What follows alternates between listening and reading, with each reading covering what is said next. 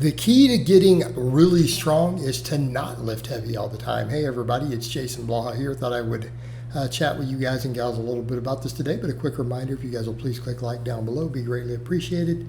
If you are not subscribed or following, please do so. And if you'll be kind enough to drop me a comment down below, I would greatly appreciate that. Thank you so much. Let's get over into the topic. And you guys have seen, it's not just about my strength. You guys have seen a lot of my clients over the years. You guys have seen me put up sub 200 pound clients who squat 500 plus. Some of them are pulling up close to 600, right? So some of my guys in the 180s and stuff have done that. You guys have seen me put up guys like in the 220 class clients squatting and pulling over 600, benching over 400. Again, raw, like nobody with wraps, things like that. Same thing, even some of my bigger dudes, you guys have seen it's 700 plus deadlifts, 400, mid 400 squats for some of my guys who are, 250, 260. This is stuff I put up a number of years back when I was coaching a lot more power lifters and less dad bod transformation guys. And the thing is with that, and again, I'm lifting decent weights here, still at 48 in all these clips. The thing is, when it comes to lifting really heavy, if you really want to make it for the long game, you don't lift heavy all the time. Like realistically, even when you guys have seen me do, high 500s on squats, or like when I did 605 on that camber bar a number of years back, I was obviously bigger and heavier. The 600 plus deadlifts, the 600 plus deficit deadlifts, all that stuff, right? When you look at that, or even you look at the time periods where I was doing those lifts right there, I wasn't doing a lot of heavy lifting. It's not necessary. People have this idea that if they want to get strong, they just need to be heavy all the time. What was I doing at any of those times? Like 2 heavy lifts a week, dude. Like 2 heavy lifts, guys. 2 heavy lifts. 1 upper body, 1 lower body. It would be a squat, deadlift, a good morning of some type, or then some type of press. Bench variation. There were times where it might have been an overhead press or an incline. But bench variation, floor press variations, you'll do 1 heavy lift. And it's the same thing even if I'm doing more classic lifts and not rotating conjugate variations like that. Although I'm usually at my strongest when I'm doing the lift rotations, and you're just strong all the way around. And that's kind of the point too. Really getting strong, you don't always have to do the exact lift you want to do to get the neural drive and all that stuff that you want. And you don't need to do it all the time. And a lot of my clients, we literally walk into meets, or we hit those big lifts doing a couple of heavy lifts, and then they're doing speed work and then hypertrophy work, or they're doing just a couple of heavy lifts and then all hypertrophy work. And I want to make that clear. That is how you play the long game with this. And I'm not saying you can't lift heavy every day and still get strong. What I'm saying is you'll get beat up faster, you'll burn out faster, right? I honestly say that for most people out there, if you want to get really strong, 95% of your work needs to be 5+ reps. And notice I didn't say 5 reps, I'm like 5+. You don't want to do endless sets of 5 either. I like a lot of 6 to 8s on big movements, right?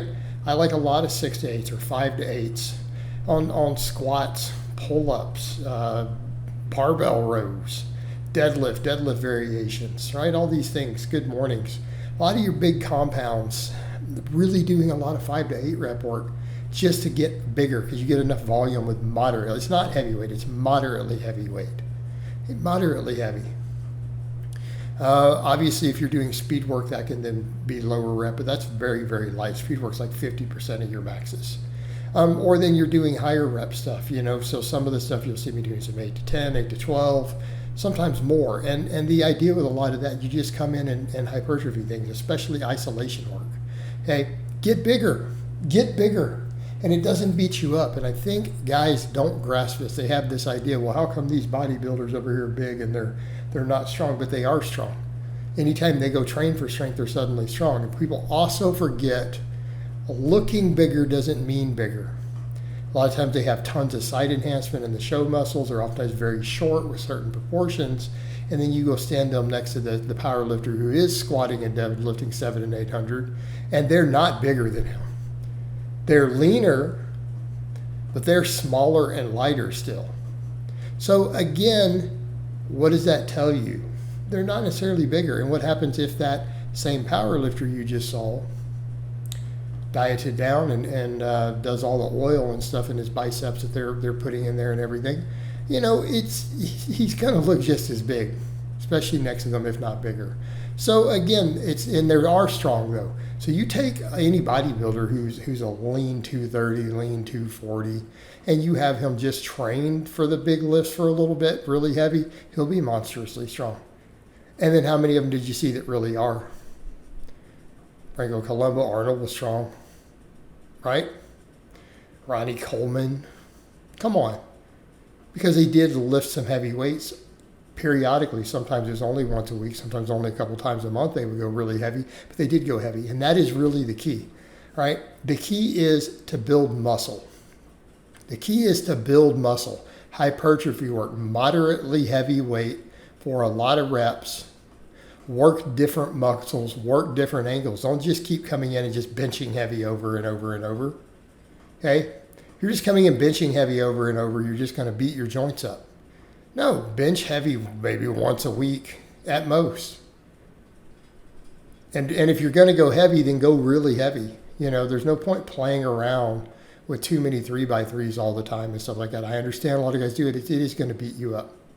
And so ultimately, come in and do volume work. Do some dips, do some tricep extensions, do some delt work. Do them for higher reps. Build muscle. This is the key to getting strong. Because why? Because muscle equals more force production. A bigger muscle always has more force potential, right? And when you're locked into isolation, they find it correlates directly. So when you take someone and you lock them into something and you isolate them on a machine and you strap them down to where they can't cheat, they can only bend the one limb, use the one muscle, it scales very, very, very closely with its size, right? Scales very closely. So what does that tell you? Get bigger, gain muscle. Spend less time just beating yourself into the ground, going heavy, heavy, heavy all the time. There's no need for it. You only need a little bit of heavy work to get the neural drive up, to learn the technique and all that stuff, right? Spend the rest of your time just gaining muscle, building tendons, building bone density, building the structures to support the heavy weight. You're going to be a lot better in the long term. So again, what I'm telling guys, the key is to not lift heavy all the time. You will burn out sooner if you do. Lifting heavy is not inherently dangerous. You're not going to burn out just because you lift heavy. You're going to burn out and break because you lift too heavy too often. Too much frequency, too much volume of heavy lifting instead of going, you know what?